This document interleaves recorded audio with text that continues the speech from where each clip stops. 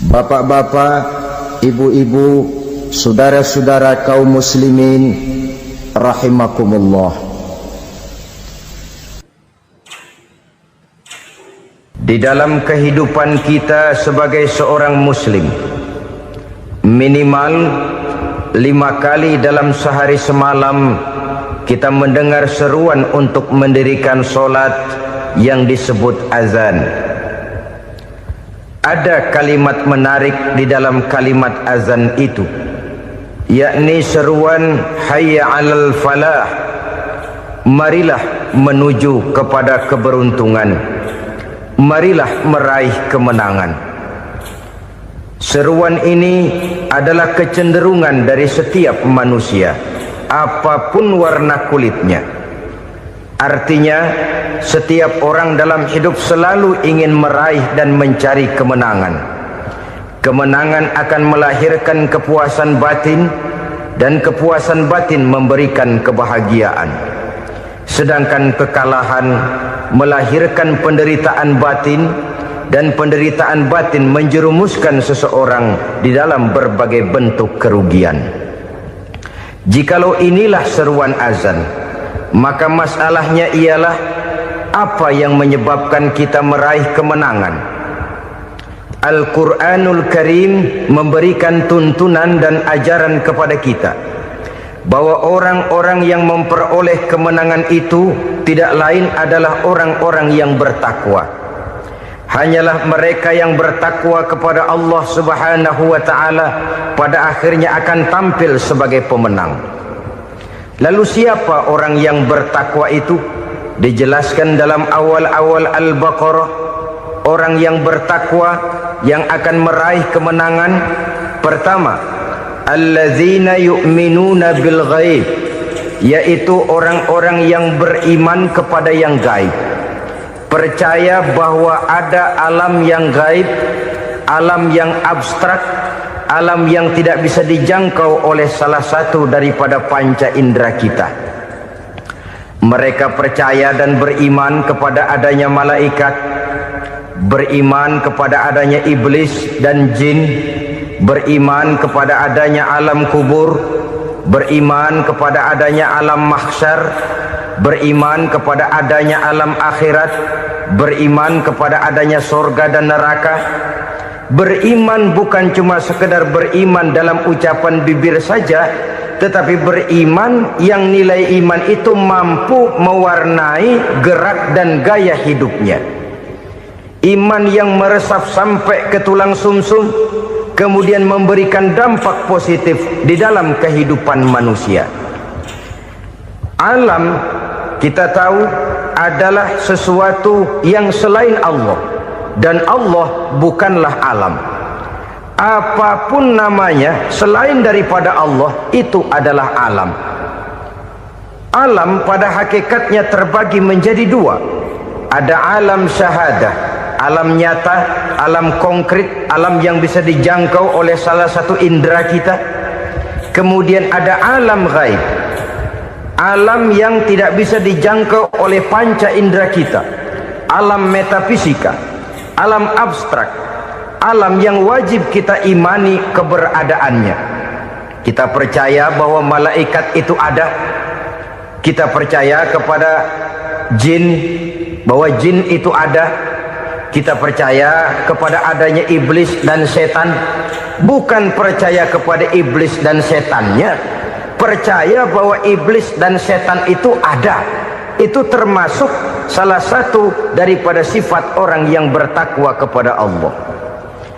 Saudara-saudara kaum muslimin rahimakumullah, kecenderungan pembangunan yang lebih bersifat materialistis biasanya menggeser aspek kehidupan rohani. Orang berpikir empiri, dan dalam pola pikir yang demikian, maka alam gaib tidak lagi mendapat perhatian. Aspek kehidupan yang bersifat rohaniah malah mulai ditinggalkan. Akibatnya terjadilah kepincangan di dalam kehidupan kita. Pernah ada satu pengalaman pribadi dalam perjalanan kembali ke tanah air. Dalam pesawat di sebelah kanan saya duduklah seorang Jerman, namanya Heiner Simonsen. Iseng saya ajak kenalan, saya ajak ngobrol, saya tanya dia. Saya bilang, Mas Heiner ini, kalau pesawat yang kita tumpangi ini jatuh ke bawah, kira-kira apa yang bakal terjadi, Mas? Dia bilang, kita semua akan mati. Begitu? Iya. Oke. Apa itu mati? Tanya saya. Dia bilang, untuk tahu apa itu mati, kita harus tahu lebih dahulu apa itu hidup. Saya pikir nih bule bisa ngomong juga. Baiklah kata saya. Apa hidup menurut Anda itu? Oh, hidup itu dia bilang, kalau seluruh anggota badan kita bekerja secara normal, paru-paru memompa darah secara normal, jantung berdetak secara normal, sel-sel tubuh bekerja secara fit, dan organisme tubuh hanya mau bekerja secara normal, dia bilang, kalau kita memberi makan yang cukup, menu yang teratur, dan gizi yang lengkap. Saya bilang, kesimpulannya apa, Ner? Dia jawab, hidup adalah dari tangan ke mulut. Life is from the hand to the mouth, kata dia. Hidup adalah dari tangan ke mulut. Jadi masalah hidup tidak lebih daripada masalah isi perut. Orang pergi pagi, pulang sore, peras keringat, banting tulang, perut yang dibelain. Saya bilang, you are wrong. Sampean salah, Ner. Kamu orang Islam bukan? Bukan. Pantas. Kenapa saya salah? Dia bilang, ya jelas salah. Salahnya di mana? Kamu ini manusia. Kalau hidup cuma dari tangan ke mulut, saya bilang, kambing di kampung saya juga begitu pikirannya, Ner. Itu kambing di kampung saya, asal perutnya kenyang, sudah hidup dia. Perkara besok bagaimana, lusa prospeknya macam mana, bulan depan ada apa, kambing nggak pernah mikir. Di kampung saya kambing juga pikirannya begitu. Kamu Kristen ya? Tadinya. Loh kok tadinya, lalu apa sekarang kamu ini? Dia bilang, sekarang saya netral. Saya tidak beragama, tapi saya percaya kepada Tuhan sebagai pencipta alam. Saya ingat benar dia bilang, I haven't any religious, but I believe to God as the creator of the world. Kenapa bisa netral begitu, Ner? Habis saya bingung katanya. Islam bilang Islam baik, Kristen bilang Kristen baik, Hindu Buddha bilang Hindu Buddha baik, semua agama baik. Saya netral sekalian, nggak beragama. Yang penting saya percaya kepada Tuhan. Saya bilang, Ner, kamu ini kayak orang mau beli celana, lalu bingung. Yang satu bilang Levi's bagus, yang satu bilang Blue Jean hebat, yang satu bilang Wool England hebat. Celana ini hebat, celana itu bagus, celana ini hebat, semua celana bagus, kamu bingung. Akhirnya netral, tidak pakai celana. Itu juga salah. Saya pikir-pikir, kemudian saya melihat bahwa dua pola berpikir Heiner ini nampaknya sudah mulai menggejala di lingkungan masyarakat bangsa kita. Disadari atau tidak, secara jujur kita harus berkata, dua pola pemikiran Heiner ini mulai berkembang di tengah masyarakat bangsa kita. Pertama, pola pikir materialisme. Hidup adalah dari tangan ke mulut. Masalah hidup tidak lebih masalah isi perut. Itu yang perlu dibela, dan disitulah arti kehidupan. Pergi pagi, pulang sore, peras keringat, banting tulang untuk mempertahankan perut. Kalau sudah kemari cara orang berpikir, maka buat apa percaya kepada yang gaib? Untuk apa sholat? Untuk apa puasa? Untuk apa zakat? Untuk apa menghadiri majelis taklim?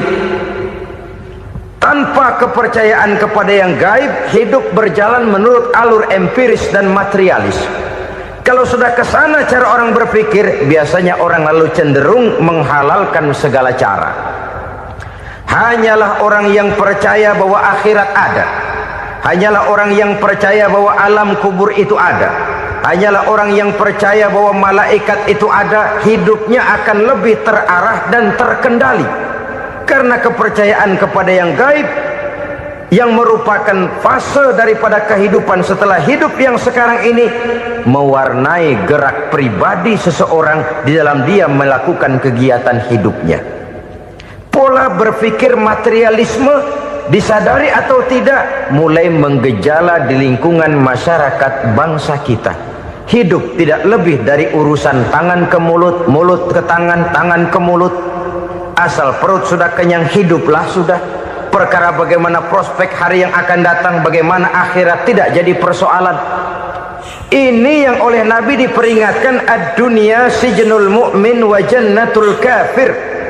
Dunia adalah penjara bagi orang beriman dan surga bagi orang kafir. Dulu di zaman Belanda hadis ini pernah disalah tafsirkan, disalah artikan, digunakan sebagai senjata untuk mengkebiri dan membuat impoten umat Islam. Sudahlah umat Islam gak usah macam-macam, kata Belanda. Dunia ini kan penjara buat orang Islam, surga buat orang kafir. Di penjara jangan bertingkah.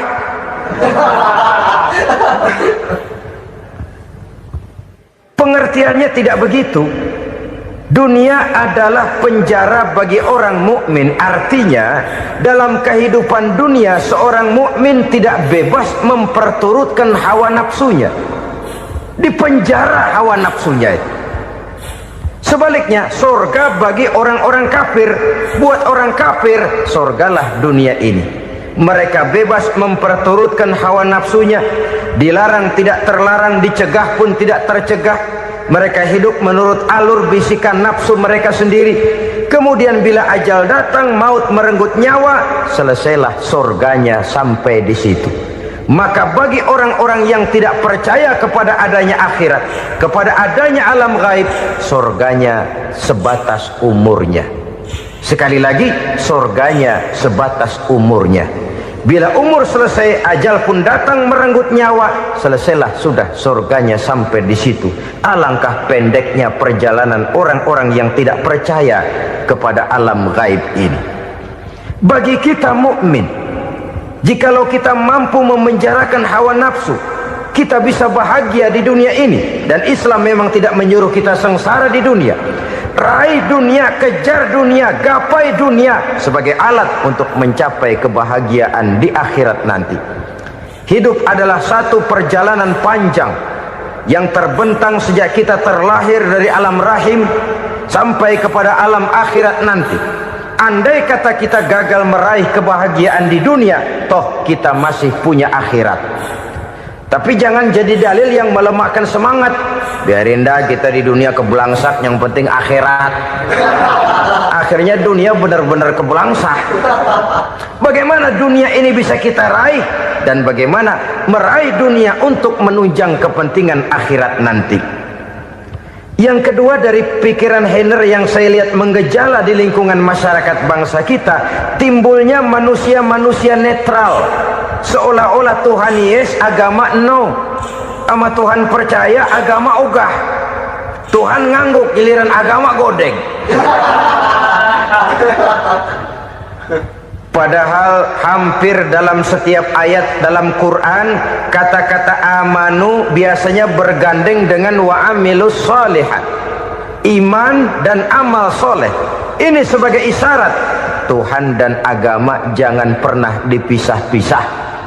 Apabila kita bertuhan, maka kita harus beragama.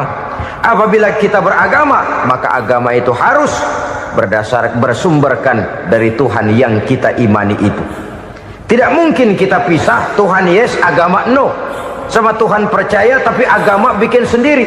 Sembayangnya cukup bengong 2 jam madep ngulon.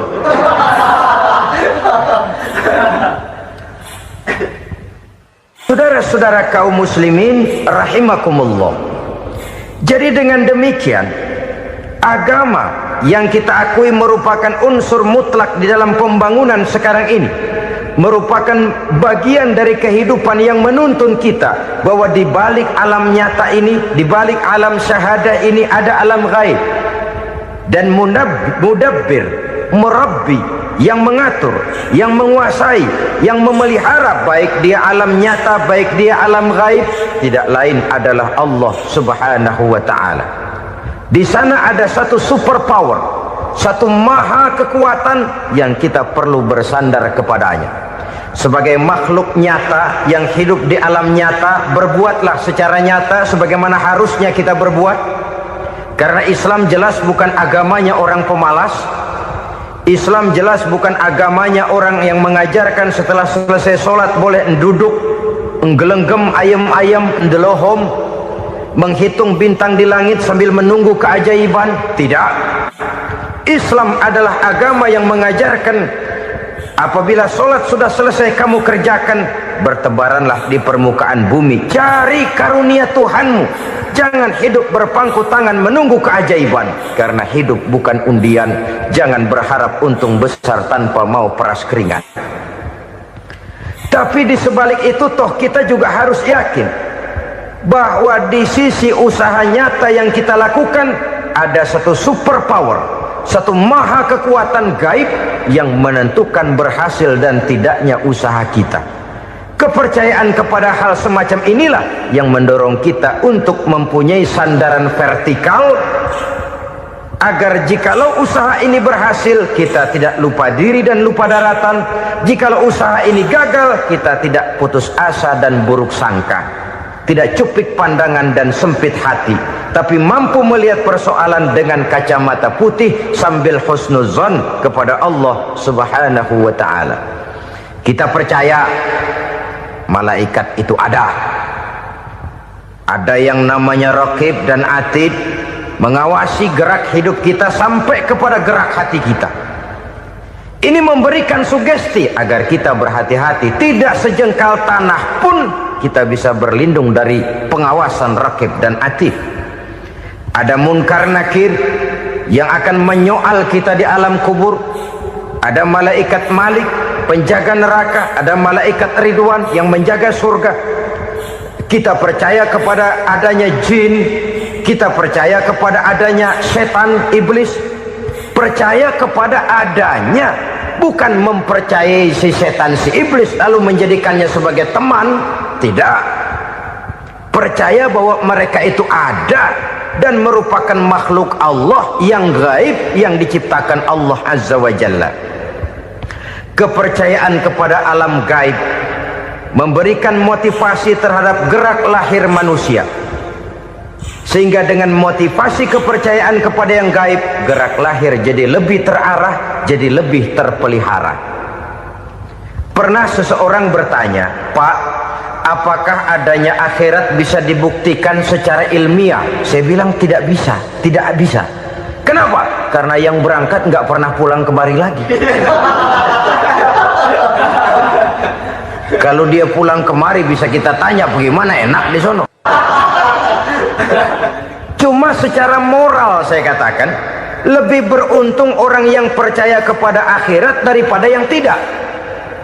Sekarang saudara percaya akhirat ada, lalu saudara baik-baik di dunia, sholat, puasa, zakat, menolong orang lain, menebarkan kebajikan. Saudara mati, andai kata akhirat tidak ada, toh dalam hidup saudara sudah berbuat baik, paling tidak nama saudara akan dikenang sebagai orang baik. Sebaliknya, saudara percaya, kata saya, bahwa akhirat tidak ada, lalu hidup semau-maunya, tenggelam dalam maksiat dan munkarat, menentang Allah, tidak mau ruku dan sujud, lalu saudara mati, kemudian akhirat ada, ayo mau apa?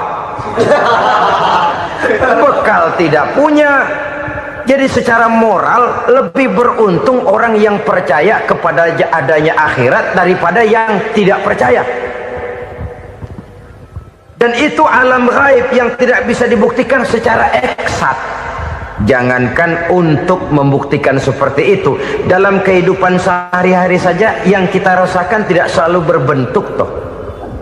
Angin, bagaimana sih bentuknya angin? Kita tidak tahu. Merah, buktinya kalau dikerok merah. Yang merah itu kulit, yang kulit kita bukan anginnya. Sakit, rasa sakit itu ada, tapi bagaimana bentuk sakit kita nggak pernah tahu. Kalau kita makan cabai pedas, bagaimana bentuk pedas itu tidak ada, tapi rasa ada.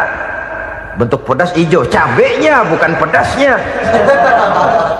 Tidak semua yang kita rasakan bisa kita gambarkan dalam bentuk yang konkret. Oleh karena itu, sekali lagi bahwa kepercayaan kepada alam yang gaib mampu memberikan satu sugesti yang menata kehidupan seseorang lebih lurus, lebih terarah, dan lebih terkendali. Maka wajar kalau kepercayaan kepada yang gaib mengantarkan seseorang untuk meraih kemenangan. Kenapa? Dia percaya kepada yang gaib, bahwa akhirat ada, bahwa alam kubur ada, bahwa pertanggungan jawab itu ada. Maka dia lalu tidak hidup saenae udele dewe, itu loh. Tidak hidup menurut seleranya sendiri, terarah, teratur. Ini cirinya yang pertama. Orang bertakwa yang akan meraih kemenangan, mereka beriman, mereka percaya kepada yang gaib. Bahkan hal-hal konkret saja selalu berangkat dari yang gaib. Saudara-saudara, para remaja, para pemuda sekarang ini tidak pernah tahu toh siapa yang akan jadi teman hidup saudara. Kita bisa saja ngerancang, mentargetkan, tapi toh akhirnya yang namanya jodoh bukan kekuasaan kita. Rezeki di luar kemampuan kita. Begitu juga ajal, maut, jodoh, ajal adalah contoh-contoh konkret bahwa pada akhirnya yang gaiblah yang menentukan. Bertahun-tahun ngelancong, emang jodoh seret, nggak jadi.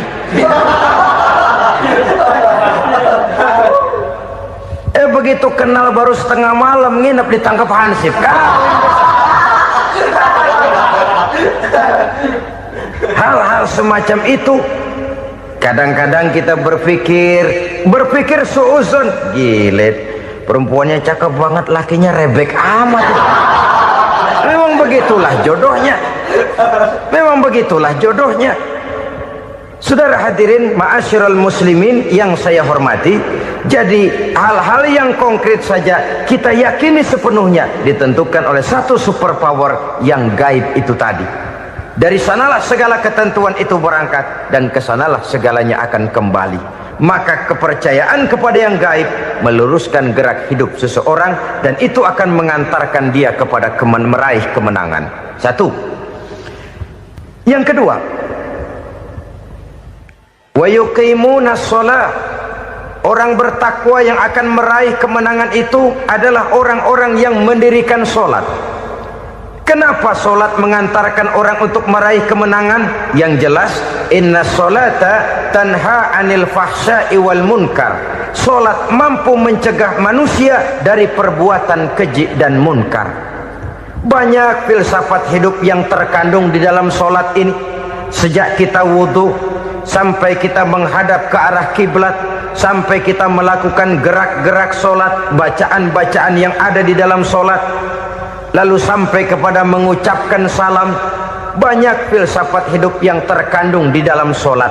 Umpamanya saja, setelah takbiratul ihram, mulai kita dengan sholat dalam posisi berdiri. Diajarkan dalam kitab-kitab fikih agar kita melihat ke arah tempat sujud. Ini kan filsafat kehidupan. Kalau kamu sholat dalam posisi berdiri, lihat tempat sujud. Jangan sholat mata jelalatan, sebab nanti bisa mengurangi kekhusyuan. Jadi wajar kalau yang dikatakan bahwa yang paling afdol adalah shaf yang di depan. Kenapa? Secara harfiah pengertiannya akan lebih mengundang kekhusyuan. Kenapa? Kalau kita di shaf paling depan di masjid umpamanya paling banter, kita lihat tembok. Tapi kalau kita shaf di tengah atau di belakang, orang-orang di depan kita pun akan kelihatan. Yang bajunya loreng, yang bajunya genggang, yang bajunya macam-macam. Kita lihat, kadang-kadang kita pikirin, ada yang bajunya bolong.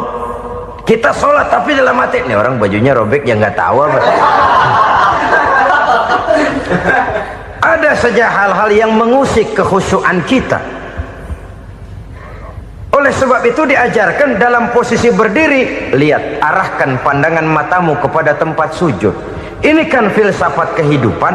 Maksudnya apa? Kalau lagi diri lihat dong tempat sujud, kalau udah di atas ingat dong sama yang bawah, kalau sudah tinggi ingat dong dari mana kamu berangkat, kalau sudah berkuasa bantu dong yang lemah, kalau sudah kaya santuni dong yang miskin, kalau sudah alim bimbing dong yang awam. Ini filsafat kehidupan. Dalam posisi berdiri kau lihat tempat sujud. Ini akan melahirkan kepekaan sosial di mana seseorang mau tahu kepada orang lainnya. Bagaimanapun kaya kita, tinggi pangkat dan jabatan kita, jikalau hidup hanya untuk kepentingan perut sendiri saja, rasanya belum membawa manfaat di dalam kehidupan kita. Tapi efek yang tertinggi sesungguhnya, solat mencegah manusia dari perbuatan keji dan munkar. Perbuatan keji dan munkar walaupun kelihatannya mendatangkan uang, membawa keuntungan, tapi itu keuntungan semu, keuntungan sementara. Dengan menipu orang lain kita bisa dapat untung, tapi tidak membawa berkah, dan itu adalah kerugian besar dalam kehidupan kita. Maka untuk meraih kemenangan harus dimulai dengan membentuk kepribadian yang tegar, memiliki sandaran vertikal yang langsung kepada Allah Subhanahu wa ta'ala, dan itu hanya bisa kita tempuh melalui jalur ibadah formal yang sudah ditentukan Allah, yakni solat yang 5 waktu. Untuk memperkuat itu ada solat-solat sunnah, rawatib, nawafil sebagai terminal kontrol cadangan untuk memelihara stabilitas temperatur batin di dalam kita berhubungan dengan zat yang maha gaib, yaitu Allah Subhanahu wa ta'ala. Orang sering bertanya, Pak, itu tetangga saya nggak sholat, duitnya nggak habis-habis, Pak. Nggak sholat tapi mobilnya tambah terus, nggak sholat tapi usahanya makin maju. Tapi di sisi lain ada orang yang rajin sholat, rezekinya butak bener, anaknya mana kurus mana korengan.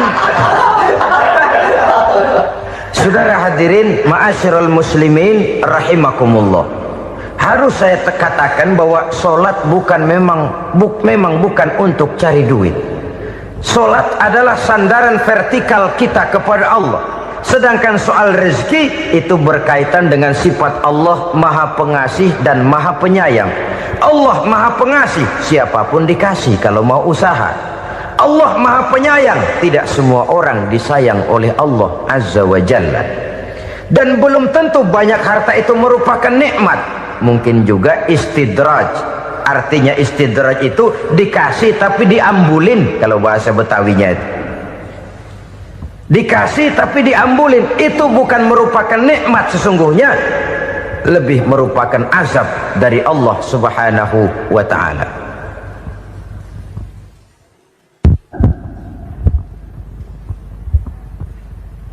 Agama mempunyai sistem solat, dan kita umat Islam telah dituntun oleh Allah Subhanahu wa ta'ala yang wajibnya 5 kali dalam sehari semalam mendirikan solat, dan itu tentu berada dalam jangkauan kemampuan manusia. Pada awalnya barangkali kita memang merasa solat itu satu kewajiban, tapi semakin kita hayati makna, manfaat dan filsafat yang terkandung di dalam ajaran solat, semakin sampai kita kepada keyakinan bahwa solat adalah keperluan kita. Sehingga pada waktu tertentu dinilai puncaknya, kita tidak lagi akan berkata saya wajib sholat, tapi kita akan berkata saya perlu sholat. Kalau kita sudah merasakan itu adalah keperluan kita, nah di sanalah kita baru akan merasakan ruginya kalau hal itu tidak kita laksanakan.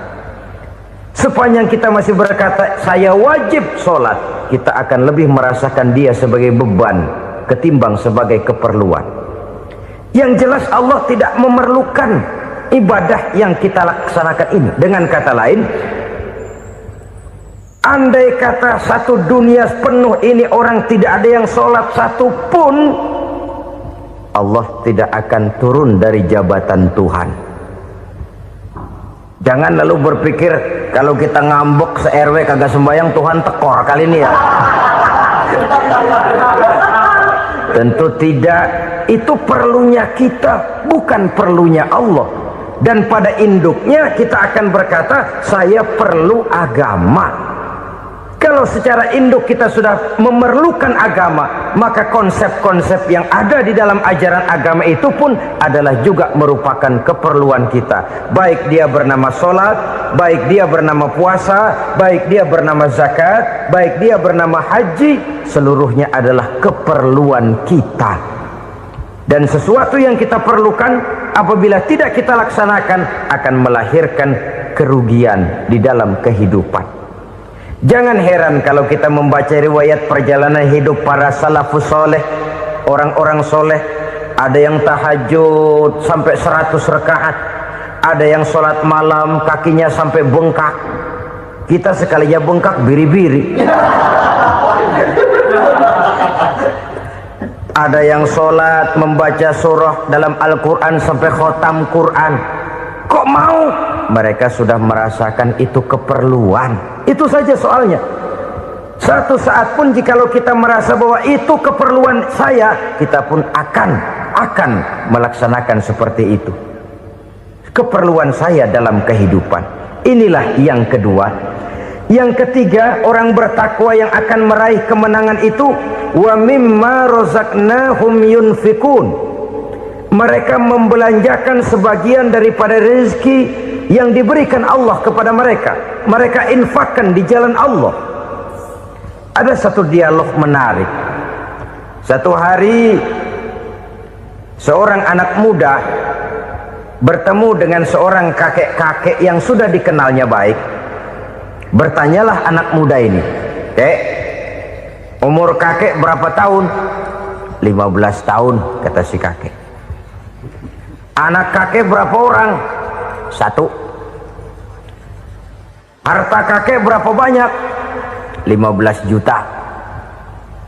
Si anak muda ini bengong, lalu protes, "Kok kakek bohongin saya?" "Kenapa?" "Saya tahu umur kakek 70 tahun. Kenapa ngaku 15? Saya tahu anak kakek 5. Kenapa bilang 1?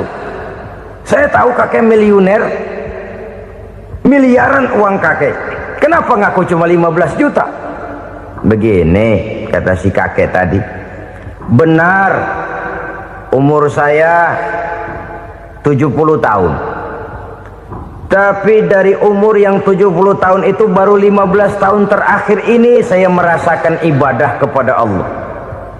Meninggalkan maksiat, jauh dari segala macam munkarat. Maka yang 15 tahun inilah yang benar-benar saya rasakan sebagai umur saya. Benar anak saya 5, tapi yang 4 susah diatur. Cuman 1 rasanya nih yang bakal jadi si buah hati, belahan jantung, pelanjut cerita penerus sejarah. Cuma 1 ini yang saya harapkan, yang akan jadi anak soleh, yang akan membuat saya menerima pensiunan pahala. Kalau yang 4 apek dah, nggak ada harapan. Yang 1 nyekek botol melulu. Oh begitu, iya. Lalu kenapa kakek bilang harta kakek cuma 15 juta padahal saya tahu kakek uangnya miliaran, depositonya banyak? Ya karena 15 juta itulah yang saya ingat yang pernah saya belanjakan di jalan Allah. Saya merasa itulah harta saya yang sebenarnya. Yang miliaran yang saya simpan di bank kelak, kalau saya satu saat saya mati, akan jadi rebutan di antara anak-anak saya. Iya kalau anak saya soleh kayak yang 1 ini. Kalau yang 4 tadi udah tulen dia bakal berantem dah berebut tuh. Jadi 15 juta yang saya belanjakan di jalan Allah inilah yang saya merasakan benar-benar harta saya yang sesungguhnya. Dialog ini patut menjadi bahan renungan kita bersama. Diberikan kita umur 40, 50, 60, 70, 80. Berapa tahun dari umur yang diberikan itu yang jalan mulus, yang kita gunakan untuk melaksanakan ibadah? Banyak harta kita simpan di bank, di lemari, di dompet, di tas. Tapi berapa yang sudah kita depositokan di jalan Allah yang akan menemani kita di hari kita kembali nanti? Maka orang bertakwa yang akan meraih kemenangan, wa mimma razaqnahum yunfikun. Mereka membelanjakan sebagian dari rezeki yang diberikan Allah di jalan Allah subhanahu wa ta'ala. Ma'asyiral muslimin rahimakumullah, zahirnya memang kita memberikan kepada orang lain, tapi hakikatnya kita menyimpan untuk diri kita sendiri. Kita memberikan kepada yatim piatu 25.000, zahirnya kita memberikan si yatim, hakikatnya kan kita cuma nyimpan. Saya berikan, titip kepadamu, ini untuk saya di akhirat. Kau boleh belikan baju, kau boleh belikan untukmu makan, kau boleh bayarkan sekolahmu, ini untuk saya. Hakikatnya kita nyumbang masjid 1 juta, zahirnya kita berikan kepada panitia masjid, tapi hakikatnya kan cuma titip 1 juta ya, untuk saya di alam kubur nanti. Silahkan kau boleh belikan semen, ini uang, belikan besi, belikan pasir, saya cuma sekedar titip untuk kepentingan saya. Hakikatnya kita cuma sekedar menitip. Sebagaimanapun pada hakikatnya, apapun yang kita miliki dalam kehidupan kan cuma sekedar hak guna pakai, bukan hak milik mutlak. Harta kita, rumah kita, kendaraan kita, kebun kita, pabrik kita, hak guna pakai saja. Hak milik mutlak cuma untuk Allah subhanahu wa ta'ala. Saudara-saudara kaum muslimin rahimakumullah, ini yang ketiga. Kemudian yang keempat, orang-orang bertakwa yang akan meraih kemenangan, allazina yu'minuna bima unzila ilaika, mereka yang beriman, mereka yang percaya kepada apa yang telah diturunkan kepadamu Muhammad, ay Al-Quran, yakni Al-Quranul Karim. Setelah percaya kepada yang gaib, mendirikan solat, kemudian menginfakkan sebagian dari rezeki yang diberikan Allah, mereka juga lalu percaya kepada yang diturunkan terhadap Nabi, yaitu tidak lain Al-Quranul Karim. Sekali lagi di sini, percaya bukan hanya sekedar percaya saja, tetapi percaya lalu menjadikan Al-Quran itu sebagai pedoman hidup. Sebab memang Al-Quran itu adalah GBHM, garis-garis besar haluan muslim. Apa yang harus kita lakukan, apa yang harus tidak kita lakukan, bagaimana mestinya kita bertingkah laku dan berbuat, seluruhnya tercantum di dalam Al-Quranul Karim. Itu sebabnya ketika satu hari Aisyah ditanya bagaimana akhlak Rasul, beliau menjawab, kana Rasulullah sallallahu alaihi wasallam khuluquhul Quran. Akhlak daripada Rasulullah tidak lain adalah Al-Quran. Jawaban simpel ini memberikan gambaran bahwa keseluruhan daripada konsepsi Quran sudah diterjemahkan dalam kehidupan Rasulullah sallallahu alaihi wasallam. Karena kita tahu akhlak adalah keseluruhan dari gerak hidup manusia, sejak ia berpribadi, berumah tangga, bertetangga, bermasyarakat, sampai kepada berbangsa dan bernegara. Al-Quran tetap memberikan sentuhan nilainya. Oleh karenanya, orang-orang yang bertakwa adalah orang-orang yang menjadikan Al-Quran sebagai pedoman dalam kehidupannya. Dan kita yakini Al-Quran diturunkan kepada Nabi Muhammad bukan merupakan produk Nabi Muhammad. Isi dan redaksinya langsung dari Allah subhanahu wa ta'ala. Kemudian cirinya yang kelima, orang bertakwa yang akan meraih kemenangan itu, wa ma unzila min qablika. Tidak hanya sekedar percaya kepada yang diturunkan terhadap Nabi Muhammad, yaitu Al-Quran, mereka juga percaya kepada apa yang pernah diturunkan kepada para nabi, kepada para rasul sebelum Nabi Muhammad. Percaya kepada adanya suhuf, percaya kepada adanya Taurat, percaya kepada adanya Injil, percaya bahwa Allah dahulunya sudah menurunkan Taurat kepada Musa, percaya bahwa Allah sudah menurunkan Injil kepada Isa, percaya Injil ada, Taurat ada, diturunkan Allah untuk Isa dan Musa, tetapi tidak wajib mengamalkannya karena kita sudah diberikan Al-Quranul Karim. Ini yang perlu saya garis bawahi. Kita percaya Allah telah menurunkan Injil dahulu kepada Isa. Kita percaya bahwa Allah telah menurunkan Taurat dahulunya kepada Nabi Musa. Kadang-kadang ini dijadikan dalih, dikacaukan pengertiannya. Quran saja mengajarkan bahwa orang yang bertakwa harus percaya kepada Injil, maka pakailah Injil. Apalagi kalau ayat sebelumnya ditilap, dihapus, dihilangkan, Injilnya yang ditekankan, maka akan terjadilah penekanan yang salah arah. Karena salah arah akhirnya bisa merusak dan menghancurkan akidah. Ketika Rasul suatu saat pernah ditanya orang, "Ya Rasul, bagaimana sikap kita sebagai muslim terhadap Injil yang ada sekarang?" Beliau menjawab, "La tukadzibuhu jami'an wa la tusaddiquhu jami'an." Jangan didustakan seluruhnya, jangan juga dibenarkan semuanya. Artinya, ini sudah merupakan gambaran dari Rasul bahwa dalam Injil yang ada sekarang masih ada ajaran-ajaran tauhid yang dibawa oleh Nabi Isa dan diajarkan kepada umatnya.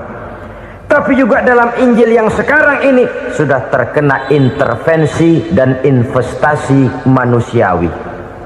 Karena itu Rasul menyimpulkan, la tukadzibuhu jami'an wa la tusaddiquhu jami'an. Jangan didustakan semua, jangan dibenarkan seluruhnya. Kita memang percaya Allah telah menurunkan Injil kepada Nabi Isa dulu, tapi kita tidak wajib mengamalkan Injil. Kita percaya Allah telah menurunkan Taurat kepada Nabi Musa, tapi kita tidak wajib mengamalkan kitab ajaran Taurat. Yang wajib kita percayai dan kita amalkan hanyalah Al-Quranul Karim. Kenapa? Oleh karena baik yang ada di dalam Taurat, baik yang ada di dalam Injil, tentu tercakup di dalam Al-Quran sebagai kitab terakhir yang diturunkan oleh Allah Subhanahu wa Ta'ala. Dan itu wajar. Kalau seorang pejabat mau mengeluarkan satu keputusan baru, tentu dia harus meninjau keputusan-keputusan lama. Andai kata dianggap tidak berlaku, dianggap tidak relevan lagi, maka keputusan-keputusan lama itu tentu sudah dianggap tidak berlaku. Sebagian daripada aturan-aturan dalam keputusan lama yang masih dianggap relevan tercantum dalam keputusan baru yang wajib diamalkan. Begitulah hubungannya antara Al-Quran, Taurat, Zabur, dan Injil. 4 kitab samawi yang diturunkan Allah masing-masing kepada Zabur untuk Nabi Daud, Taurat untuk Nabi Musa, dan Injil untuk Nabi Isa alaihi wassalatu wassalam. Ketiga-tiga kitab itu kita percayai adanya. Kita yakini Allah telah menurunkan Zabur, Taurat, dan Injil, tapi kita tidak wajib mengamalkannya. Yang wajib kita mengamalkannya sekarang ini tidak lain hanyalah Al-Quranul Karim saja, karena ia mencakup apa yang ada di dalam Zabur, apa yang ada di dalam Taurat, dan apa yang ada di dalam Injil. Keotentikannya bisa dipertanggungjawabkan. Ya, tapi kan Nabi Muhammad sudah mati 14 abad yang lalu, dan di zaman beliau Al-Quran kan belum dikodifikasikan, belum ditulis. Bagaimana keotentikannya bisa dipertanggungjawabkan? Mudah saja. Allah berjanji, inna nahnu nazzalna zikra wa inna lahu lahafizun. Kami yang menurunkan Al-Quran dan kami yang akan menjaga dan memeliharanya. Allah turunkan Quran, Allah menjaganya. Bagaimana cara Allah menjaga Al-Quran itu? Banyaknya orang-orang yang hafaz Al-Quran. Hafaz Al-Quran 30 juz, 114 surah, 6.666 ayat. Sehingga jangankan satu kata, jangankan satu ayat, satu kalimat saja berubah, sudah akan timbul reaksi dan mudah dimengerti. Kenapa? Banyak orang-orang yang hafaz Al-Quran. Sedangkan pada setiap akhir tahun biasanya malaikat Jibril selalu mengadakan checking terhadap ayat-ayat yang diturunkan pada waktu itu. Di zaman Nabi sendiri sudah ada usaha kodifikasi. Dan yang lebih luar biasa lagi, sampai hari ini tidak seorang pun mampu membuat satu ayat saja semacam Al-Quran. Ke bahasa manapun dia diterjemahkan, naskah aslinya tetap ikut, rujukan dasarnya tetap ada. Berdasarkan itu, maka tidak mungkin terjadi penyelewengan terhadap atau pemalsuan terhadap ayat-ayat Al-Quranul Karim. Kesuciannya, keotentikannya, kemurniannya bisa dipertanggungjawabkan. Ma'asyiral muslimin rahimakumullah. Oleh karenanya, konsepsi dasar daripada ajaran Islam ini memang tidak lain adalah Al-Quran dan Sunnah. Isi daripada agama Islam yang merupakan iman, Islam dan ihsan, konsepsi dasarnya tidak lain adalah Al-Quran dan Sunnah Rasulullah Sallallahu Alaihi Wasallam. Maka yang kita perlukan sekarang ini adalah terjemahan Al-Quran di dalam kehidupan kita. Dengan demikian, maka gaya kehidupan yang lebih Qurani itulah yang kita dambakan. Kita perlu memang terjemahan Quran dalam bahasa Inggris, dalam bahasa Belanda, dalam bahasa Jepang, tapi yang lebih kita perlukan adalah terjemahan Quran di dalam kehidupan kita. Konsekuen, tidak memanipulasi, ringan sama kita jinjing, berat sama kita pikul. Jangan kalau lempengan ayat Quran tuh kira-kira enak diamalin, keras teriakan kita. Giliran kira-kira ayat Quran itu mukul kepala kita sendiri, diam kita. Itu ciri yang pernah disindir Allah dalam awal-awal Baqarah juga. Ciri beragamanya orang yang munafik. Kullama adha'a lahum masyawfih, kata Allah. Wa iza azlama alaihim qamu. Apabila terang mereka jalan, apabila gelap mereka berhenti. Artinya, kalau kira-kira di Islam nguntungin, rame-rame pada teriak Islam. Tapi ketika diminta untuk berjuang, ketika dituntut untuk berkorban, rame-rame mengundurkan diri. Nasib agama tidak ubahnya seperti daun pisang yang dikait orang di tepi jalan lantaran tak berpayung di ketika hari hujan. Manakala hujan usailah sudah, daun itu pun dicampakkan di tepi jalan, diinjak pula orang nan lalu. Artinya, orang menjadikan agama cuma sebagai lipstick, decoration only, tidak konsekuen. Hanya pada saat-saat kelihatannya Islam membawa keuntungan, rame-rame orang teriak-teriak tentang Islam. Tapi jikalau diminta berjuang, jikalau dituntut untuk berkorban, biasanya rame-rame juga mengundurkan diri. Jangan heran kalau mayoritas hitungan kita, tapi minoritas peranan kita. Kuantitas kita dalam jumlah, tapi dalam kualitas kita lebih sering jadi penonton daripada jadi pemain. Padahal itu sangat tidak boleh terjadi. Umat Islam di Indonesia harus bangkit. Umat Islam di Indonesia harus sadar akan keberadaannya. Tidak boleh hanya jadi penonton berpangku tangan, karena memang agama kita juga mengajarkan untuk konsekuen di dalam menjabarkan ajaran-ajaran daripada agama kita. Kita sering menjadi jatuh menjadi umat yang lemah oleh karena kita ini tidak pandai menggalang kebersamaan yang diakibatkan tidak konsekuennya kita. Diistilahkan bahwa umat Islam di dalam menggalang kebersamaannya itu harus seperti orang main sepak bola. Saudara-saudara kan tahu orang main sepak bola itu. Orang main sepak bola, kalau pertandingan belum dimulai sih silakan saja kumpul di luar lapangan, atur strategi yang baik. Tapi kalau pertandingan sudah dimulai, turun ke lapangan hijau, jangan kumpul terus. Ada sepak bola gotong royong, mundur-mundur rame-rame, depan ke depan kumpul melulu mainnya. Kalah. Orang main sepak bola itu ya harus ada penyerang tengah, harus ada penjaga gawang, harus ada strikernya, harus ada kiri luarnya, kanan dalamnya yang jadi backnya. Posisi boleh bermacam-macam, tapi yang penting saling ngoper untuk menggolkan gawang lawan. Begitulah umat Islam ini. boleh ada yang jadi pejabat, boleh ada yang jadi pengusaha, boleh ada yang jadi petani, silakan ada yang jadi seniman, ada yang jadi penyair, ada yang jadi artis sekalipun. Tapi kalau sudah berhasil menguasai bola, jangan lupa operannya. Operan itu yang langka.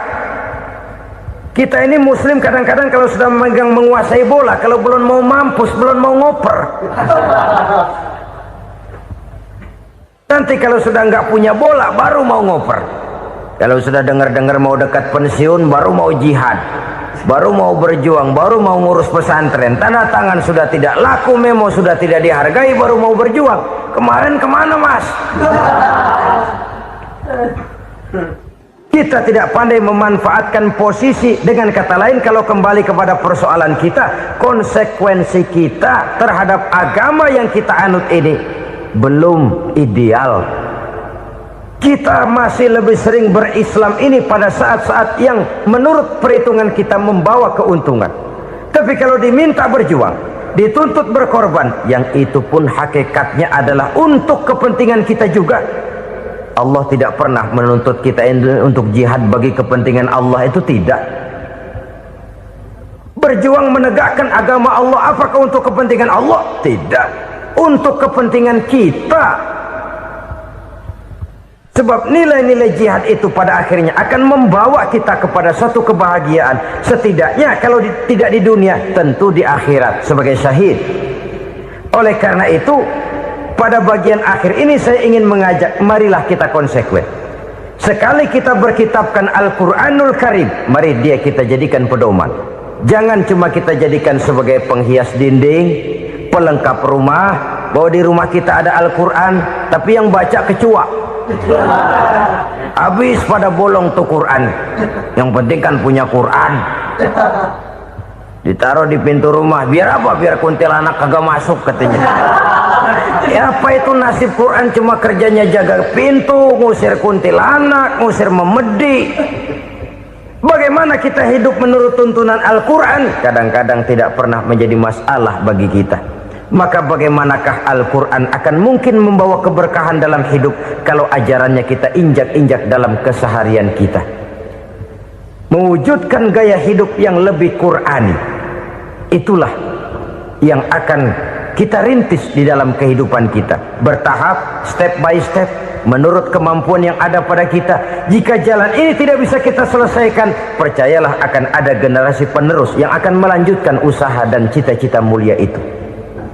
Jadi percaya kepada Taurat, percaya kepada Injil, sekadar percaya Allah dahulunya sudah menurunkan itu, tapi kita tidak wajib mengamalkannya. Kenapa? Generasi Injil masa berlakunya sudah kedaluarsa.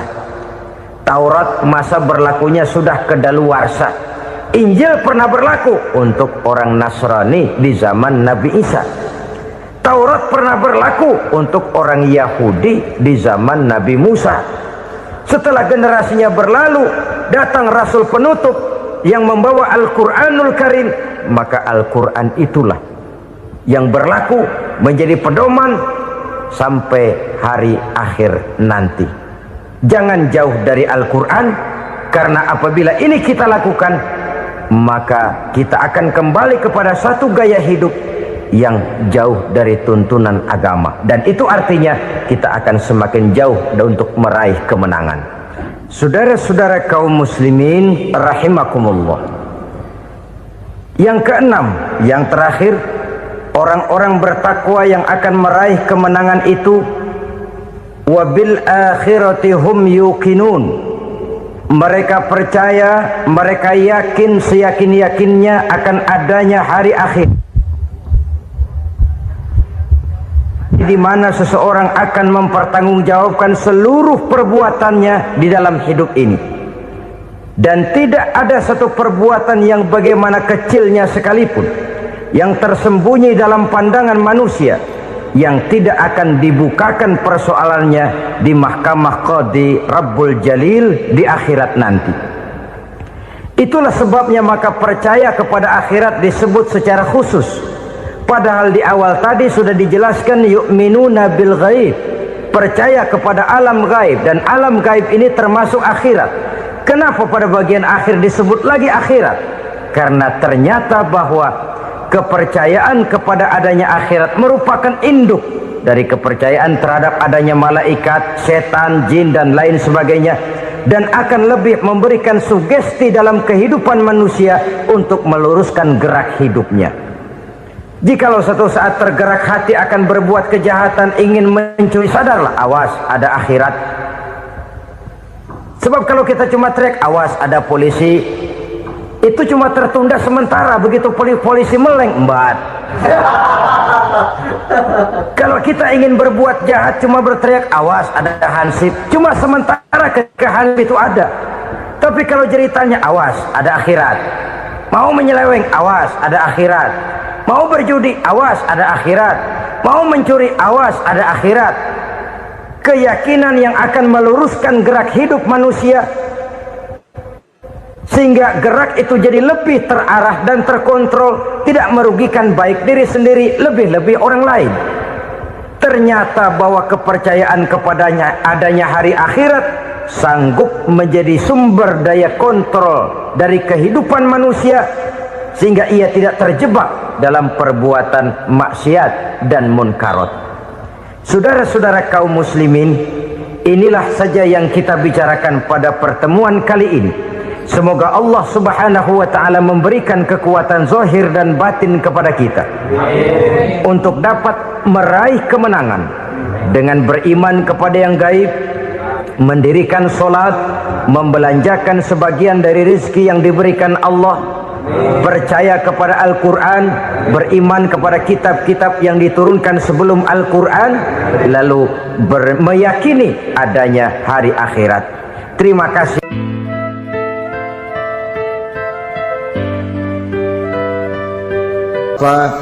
Ibu-ibu, saudara-saudara kaum muslimin rahimakumullah, kita menyaksikan peristiwa-peristiwa yang memilukan dan memalukan.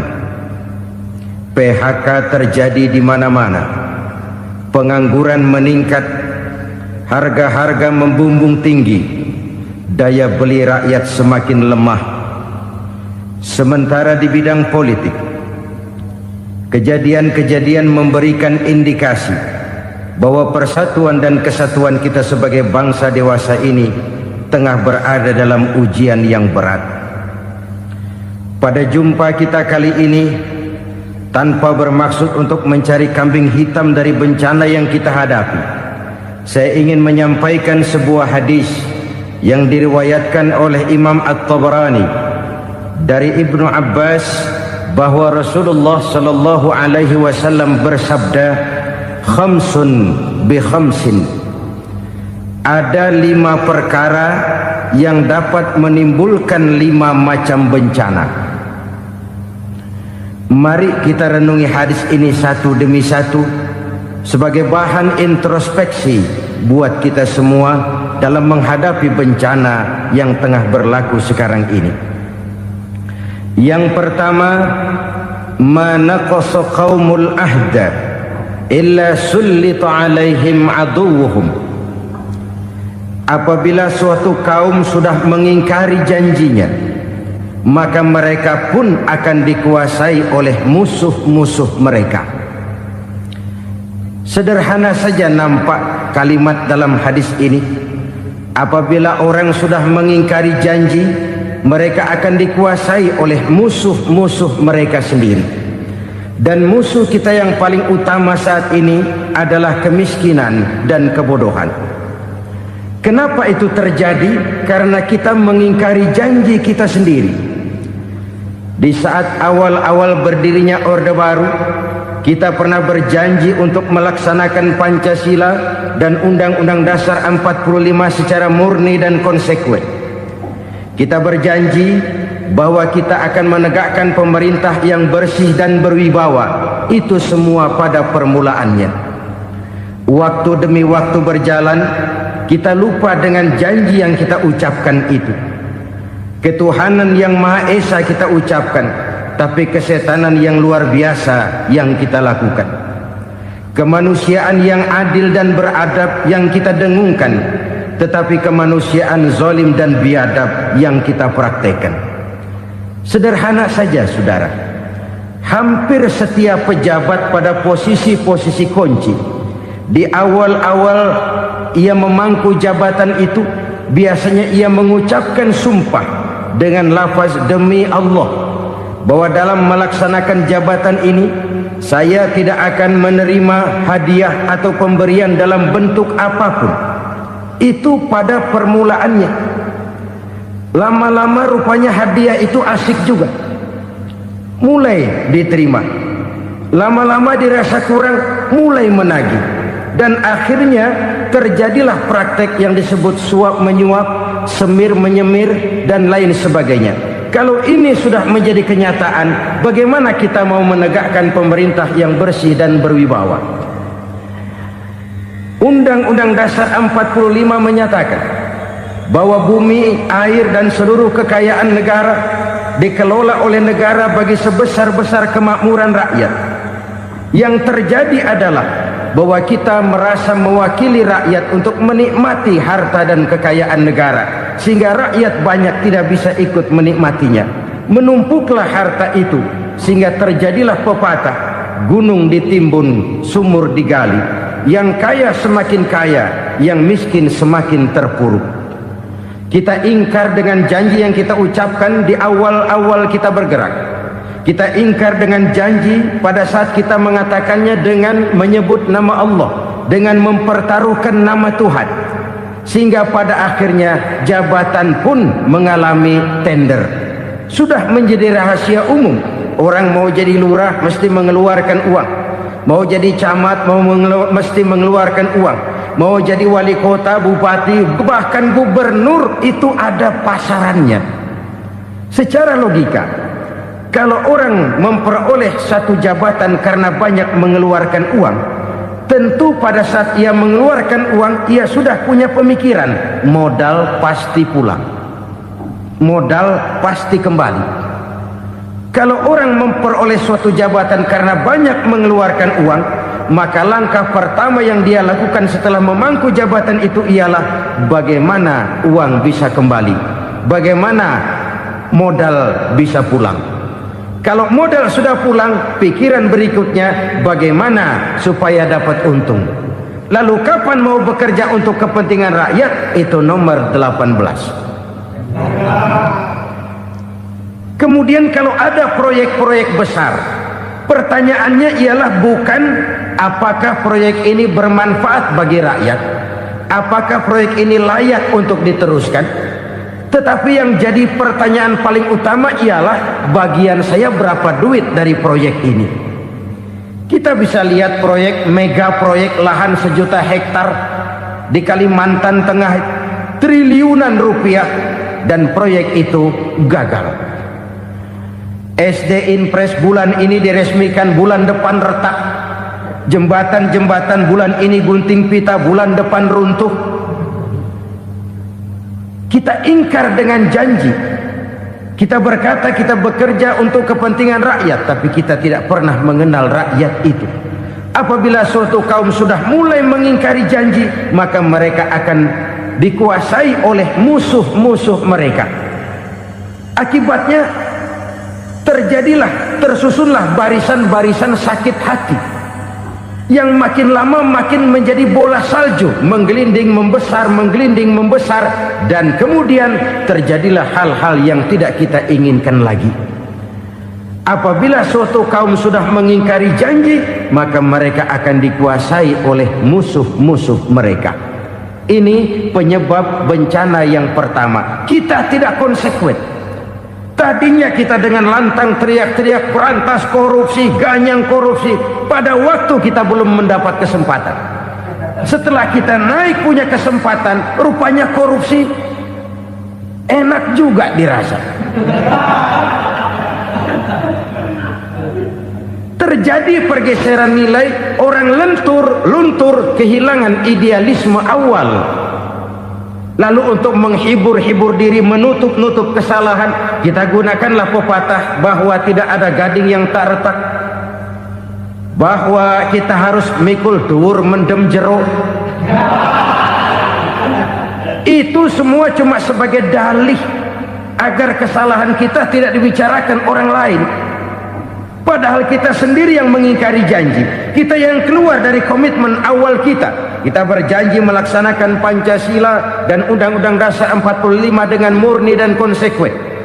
Kita berjanji untuk menegakkan pemerintah yang bersih dan berwibawa. Namun dalam kenyataannya itu tidak kita laksanakan dengan sebagaimana mestinya. Kita bergeser, kita mengalami proses degradasi, peluncuran nilai, dan akhirnya terbentuklah barisan-barisan sakit hati yang semakin lama semakin membesar itu. Kita harus introspeksi. Memang kalau zaman sedang susah, biasanya kambing hitam laris, tukang kompor gentayangan. Itu dari dulu selalu mencari kambing hitam. Karena itu kita tidak bicara orang, kita tidak bicara siapa yang salah, kita bicara sistem, dan sistem itu bisa mengena siapa saja. Kalau orang sudah mulai mengingkari janji, bergeser dari komitmen awal, itu sudah mulai ia mengalami proses peluncuran, proses degradasi. Ini penyebab yang pertama. Kita tidak lagi konsekuen bahwa bumi, air, sumber daya alam adalah milik negara, dikuasai oleh negara, digunakan bagi sebesar-besar kemakmuran rakyat. Ternyata rakyat yang makmur itu